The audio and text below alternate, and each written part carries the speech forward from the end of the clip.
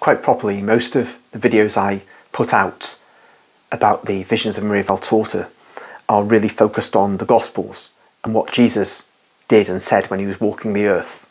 That is the core of our faith, and that must always be the focus of our entire lives, really. But it's also instructive to look at the lives of the saints. And in Maria Valtorta's visions, not in the Gospel as revealed to me, aka the poem of the man God, but in the diaries, we have visions of the early Catholic Church and of saints, all, not always, but often under persecution.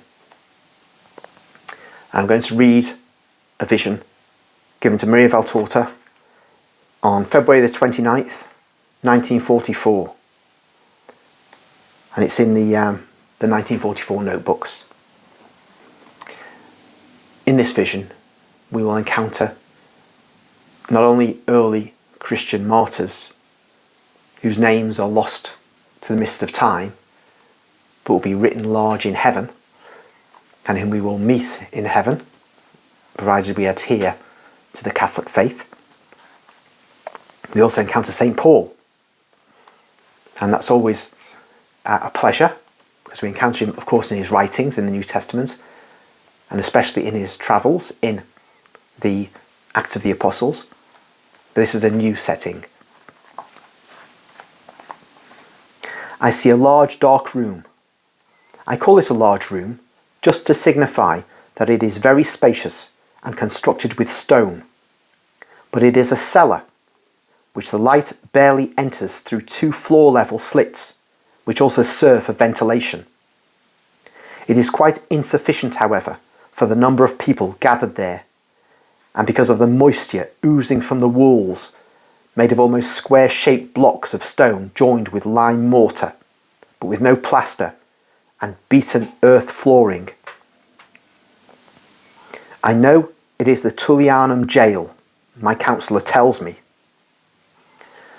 A pause for a moment. The Tullianum was the ancient name for the Mamertine, if I've pronounced that right. That is in Rome.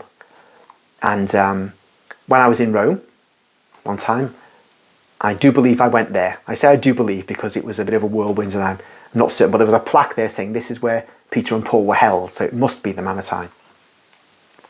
And as I said, this is well known now.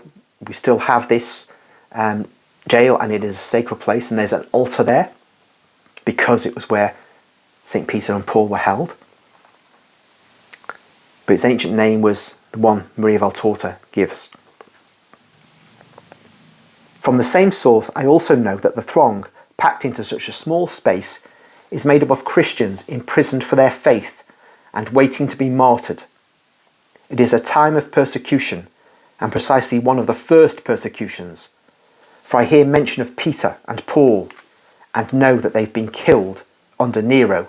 You can imagine the sharpness of detail with which I see this jail, and those enclosed herein. I could describe the age, physiognomy, and clothing of each individual, but in that case I would never finish. I shall thus limit myself to stating the things, points, and personages that make the greatest impression on me.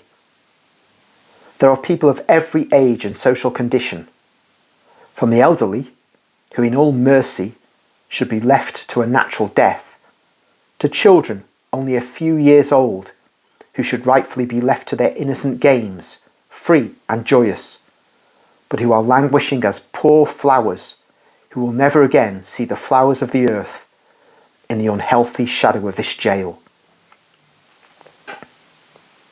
There are rich people with well cared for clothing, and poor people in poor clothes. And the language also contains variations in pronunciation and style, depending on whether it emerges from the educated lips of gentlemen or the mouths of common people. Mixed together with the Latin of Rome, the foreign words and pronunciations of Greeks, Iberians, Thracians, and many others are also heard. But if the forms of clothing and speech are different, the spirit is the same, guided by charity. They love one another with no distinction based on race or wealth. They love one another and seek to provide mutual assistance. The strongest give up the driest and most comfortable places, if you can call a few slabs of stone scattered here and there, serving as seats and cushions, comfortable, to the weakest, and they cover them with their clothing, remaining with nothing but their tunics for the sake of modesty, using togas and cloaks to act as mattresses and cushions and blankets for the sick trembling with fever, or those wounded by tortures previously undergone. The healthiest help the sickest by lovingly giving them something to drink. A little water poured from a pitcher into a rustic recipient, and soaking some strips of cloth torn from their clothes in it to provide bandages for dislocated or lacerated members, and for the brows burning with fever. And they sing from time to time a soft song, which is certainly a psalm or several psalms, for they alternate. I do not hear the beautiful song which accompanied the burial of Agnes. These are psalms. I recognise them. Just a pause there. There's another vision of the martyrdom of St. Agnes, which I will recount on another occasion. One of them begins as follows: I love, for the Lord listens to the voice of my prayer. Psalm 94. However, there's a footnote here, which says, this seems, however, to be Psalm 116a, or in the Vulgate, Psalm 114. And it also says, the references to the Psalms, which we include in parentheses, were added in pencil by the writer. And just, we can learn from that the Maria Valtorta can make mistakes where Jesus does not correct her mistakes. She got the name of the psalm wrong, the number of the psalm wrong, clearly. Continuing. Another says, O God, my God, I keep watch for you from the first light of day.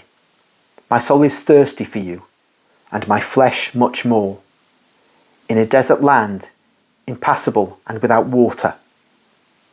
Psalm 62. A child moans in the half-darkness. The song halts. Someone asks, who is crying? Someone answers, it's Castulus. The fever and the burn give him no relief. He is thirsty and cannot drink because the water burns his lips, scorched by the fire.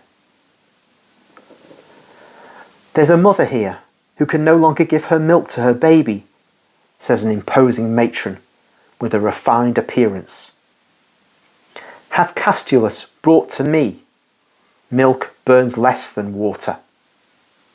Someone orders, Castulus to Plautina. Just want to pause there. Plautina is one of the upper class Roman women who are part of that group of women who are mentioned frequently in the poem of the man God. They are friends with Pilate's wife, Claudia Procla, and they are probably partly responsible for the widespread of Christianity, that is the Catholic faith, in Rome in the first century, because they obviously, being Roman women, are going to leave Palestine at some point, and then they will want to tell everyone who Jesus is. It takes time for them to come to know who Jesus is. They accept he's a wise man. They think he's a philosopher at first because that's their paradigm. But they come to realise he's something more than that. So when one reads, I think in Luke's Gospel, about the holy women who were there at the time of Jesus' going up to Calvary, then she and these other Roman women are part of that group of holy women. They're not just Hebrew women. So it's quite sad to see this Plautina ends up in the dungeon, effectively, waiting for martyrdom.